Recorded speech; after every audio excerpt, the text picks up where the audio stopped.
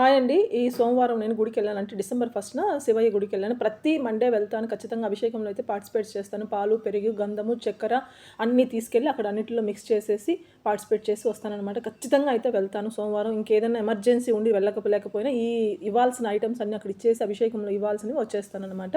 So, ఈ గుడిలో అయితే గనుక ప్రత్యేకత ఏంటంటే మంచైతే పాలు పోపిస్తారు. నీళ్లు, విభూది మంచైతే వేపిస్తారు. సో, అందుకోసమని నేను చాలా ఇయర్స్‌గా ఆల్మోస్ట్ 13 ఇయర్స్‌గా వెళ్తున్నాను ఈ గుడికి నేను.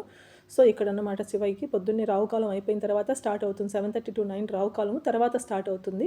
సో, వచ్చిన భక్తులతో ఇవన్నీ వేపిస్తారనమాట. మనం ఏమైనా తీసుకెళ్ళిన ద్రవ్యాలను కూడా వాళ్ళు తీసుకొని అందులోనే మిక్స్ చేస్తారనమాట.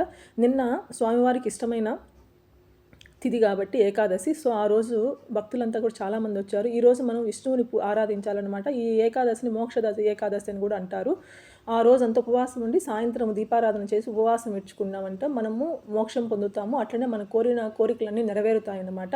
సో, అందుకనేసి ఇది ఎక్కువ మంది ఇష్టపడతారు, నమ్ముతారు కాబట్టి చేస్తారనమాట. ఆ రోజు తిరుపతిలో వర్షం ఉండడం వల్ల పిల్లల కూడా కాలేజ్ లేదు, స్కూల్ లేదు. సో, వాళ్ళని కూడా తీసుకెళ్ళాను.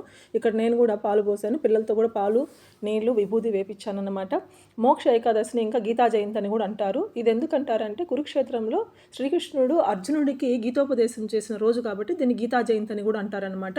ఆ రోజు విష్ణువుని పూజించడం చాలా చాలా చాలా ఉత్తమం. విష్ణువుని, హరిహరాదులను ఇద్దరినీ పూజిస్తారు. అందులో విష్ణువుకి ఇంకా ఎక్కువ ప్రయారిటీ అన్నమాట ఈ మోక్షదశి ఏకాదశి రోజున మాత్రమే. సో, అది పూజించడము, భగవద్గీత పారాయణం చేయడం ఇవంతా చాలా ఉత్తమము. ఏదో జరిగిపోవాలి, ఏదో అయిపోవాలని కోరికలు కోరుకోవడం కాదండి. ఉన్నంతలో మనం హ్యాపీగా ఉండాలి కాబట్టే నేను ఈ పూజలు, వ్రతాలు, నోములు చేస్తాను తప్పనిచ్చి ఏదో కోరుకోవాలి, అయిపోవాలి, అదాని అయిపోవాలి, అంబానీ అయిపోవాలని కాదు. ఉన్నంతలో మనం హ్యాపీగా ఉండాలి. మన పిల్లలు, నా భర్త, నేను, నా చుట్టూ ఉన్న వాళ్ళంతా కూడా హ్యాపీగా ఉండాలని కోరుకుంటాను తప్పనిచ్చి ఇంకేం కోరికలు ఉండవు.